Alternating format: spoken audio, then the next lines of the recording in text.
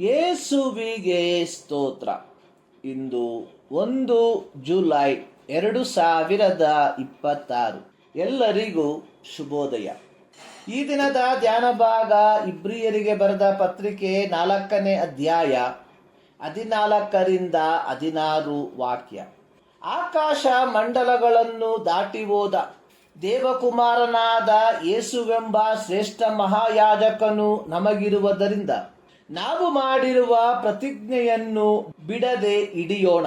ಯಾಕೆಂದರೆ ನಮಗಿರುವ ಮಹಾಯಾಜಕನು ನಮ್ಮ ನಿರ್ಬಲಾವಸ್ಥೆಯನ್ನು ಕುರಿತು ಅನುತಾಪವಿಲ್ಲದವನಲ್ಲ. ಆತನು ಸರ್ವ ವಿಷಯಗಳಲ್ಲಿ ನಮ್ಮ ಹಾಗೆ ಶೋಧನೆಗೆ ಗುರಿಯಾದನು, ಪಾಪ ಮಾತ್ರ ಮಾಡಲಿಲ್ಲ. ಆದುದರಿಂದ ನಾವು ಕರುಣೆಯನ್ನು ಹೊಂದುವಂತೆಯೂ ಆತನ ದಯೆಯಿಂದ ಸಂಯೋಚಿತವಾದ ಸಹಾಯವು ನಮಗೆ ದೊರೆಯುವಂತೆಯೂ ಧೈರ್ಯದಿಂದ ಕೃಪಾಸನದ ಮುಂದೆ ಬರೋಣ. ಇಬ್ರಿಯ ಗ್ರಂಥಕರ್ತವು ಯಹೂದ ಕ್ರೈಸ್ತರಿಗೆ ಯೇಸು ಕ್ರಿಸ್ತನು ಶ್ರೇಷ್ಠನು ಎಂದು ಪ್ರತಿಪಾದಿಸುವವನಾಗಿದ್ದಾನೆ.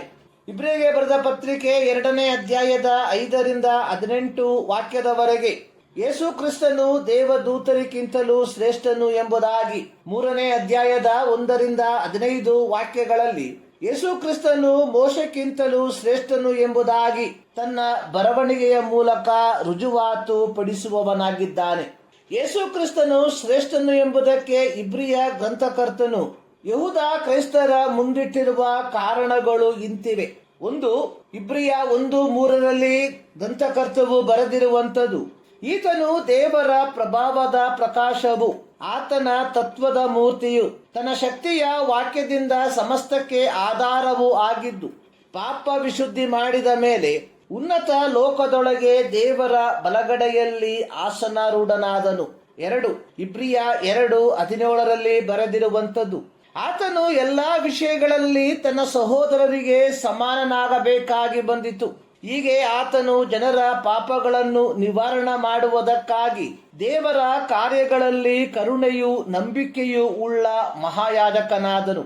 ಇಬ್ರಿಯ ಪತ್ರಿಕೆಯ ಉದ್ದಗಲಕ್ಕೂ ಇಬ್ರಿಯ ಗ್ರಂಥಕರ್ತವು ಯೇಸು ಕ್ರಿಸ್ತನ ಮಹಾಯಾಜಕತ್ವವನ್ನು ಉನ್ನತೀಕರಿಸುವವನಾಗಿ, ಹಳೆಯ ಒಡಂಬಡಿಕೆಯಲ್ಲಿ ಮನುಷ್ಯನಿಂದ ಆರಿಸಿ ನೇಮಿಸಲ್ಪಟ್ಟ ಮಹಾಯಾಜಕರಿಗಿಂತಲೂ ಯೇಸು ಕ್ರಿಸ್ತನು ಶ್ರೇಷ್ಠ ಮಹಾಯಾಜಕನು ಎಂದು ರುಜುವಾತು ಪಡಿಸುವವನಾಗಿದ್ದಾನೆ.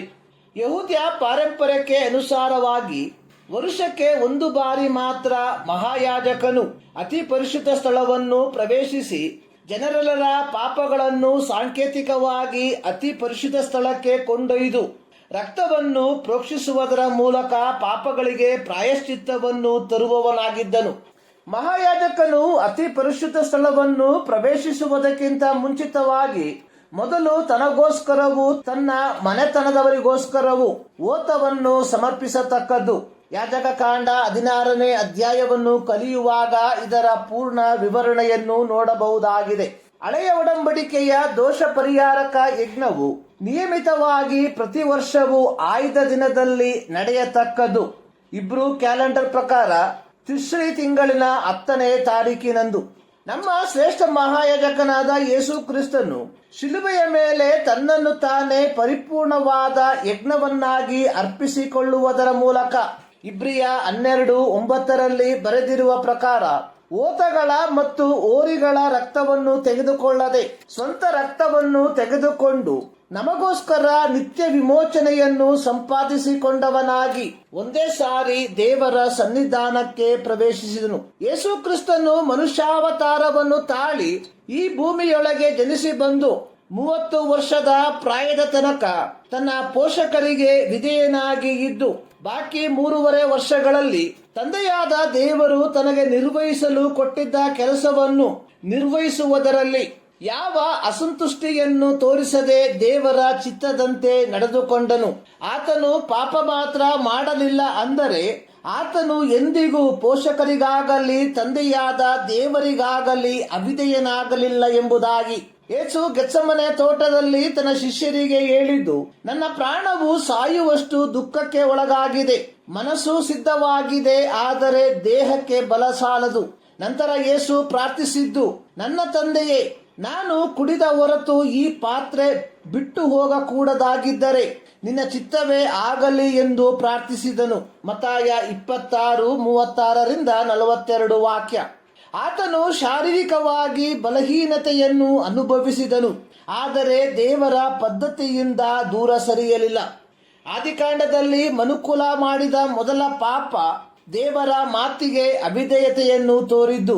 ಯೇಸು ಅವಿಧೇಯತೆಯನ್ನು ತೋರಿ ಪಾಪ ಮಾಡಲಿಲ್ಲ. ಇಬ್ರಿಯ 12:2 ಬರೆದಿರುವಂಥದ್ದು, ಆತನು ತನ್ನ ಮುಂದೆ ಇಟ್ಟಿದ್ದ ಸಂತೋಷಕ್ಕೋಸ್ಕರ ಅವಮಾನವನ್ನು ಅಲಕ್ಷ್ಯ ಮಾಡಿ ಶಿಲುಬೆಯ ಮರಣವನ್ನು ಸಹಿಸಿಕೊಂಡು ದೇವರ ಸಿಂಹಾಸನದ ಬಲಗಡೆಯಲ್ಲಿ ಆಸನಾರೂಢನಾದನು. ಆತನು ಪಾಪಿಗಳಿಂದ ಎಷ್ಟೋ ವಿರೋಧವನ್ನು ಸಹಿಸಿಕೊಂಡನು. ಯೇಸು ಕ್ರಿಸ್ತನು ಶಿಲುಬೆಯ ಮೇಲಿಂದ, ತಂದೆಯೇ, ನನ್ನ ಆತ್ಮವನ್ನು ನಿನಗೆ ಒಪ್ಪಿಸಿಕೊಡುತ್ತೇನೆ ಎಂದು ಮಹಾಧ್ವನಿಯಿಂದ ಕೂಗಿ ಪ್ರಾಣ ಬಿಟ್ಟಾಗ 60 ಅಡಿ ಎತ್ತರದಲ್ಲಿ 30 ಅಡಿ ಅಗಲದ 4 ಇಂಚು ದಪ್ಪನೆಯ ತೆರೆಯು ಮೇಲಿಂದ ಕೆಳಗಿನವರೆಗೆ ಹರಿದು 2 ಭಾಗವಾಯಿತು. ಅಲ್ಲಿಯ ತನಕ ಅತಿ ಪರಿಶುದ್ಧ ಸ್ಥಳವನ್ನು ಮರೆ ಮಾಡಿದ್ದು ಇದೇ ತೆರೆಯಾಗಿತ್ತು. ಯೇಸು ಕ್ರಿಸ್ತನು ತನ್ನ ಮರಣದ ಮೂಲಕ ಪ್ರತಿ ಮಾನವರಿಗೂ ಧೈರ್ಯದಿಂದ ಕೃಪಾಸನದ ಬಳಿಗೆ ಬರುವುದಕ್ಕೆ ಅನುವು ಮಾಡಿಕೊಟ್ಟನು. ಪ್ರಿಯರೇ, ಹೀಗಿರುವಲ್ಲಿ ನಾವು ಪಾಪ ಕ್ಷಮಾಪಣೆಗಾಗಿ ಮನುಷ್ಯರ ಮುಂಭಾಗದಲ್ಲಿ ಹೋಗತಕ್ಕ ಅವಶ್ಯಕತೆ ಬರುವುದಿಲ್ಲ. ಪಾಪವನ್ನು ಕ್ಷಮಿಸುವುದಕ್ಕೆ ಯೇಸು ಕ್ರಿಸ್ತನಿಂದ ಮಾತ್ರ ಸಾಧ್ಯವಾಗಿರಲಾಗಿ ಮಧ್ಯವರ್ತಿಗಳ ಮುಂದೆ ಹೋಗುವುದು ಯಾತಕ್ಕಾಗಿ? ಈ ಮುಂಜಾನೆಯಲ್ಲಿ ಸರ್ವಶಕ್ತನಾದ ದೇವರು ಈ ಅಧ್ಯಯನದ ಮೂಲಕ ನಿಮ್ಮನ್ನು ಆಶೀರ್ವದಿಸಲಿ.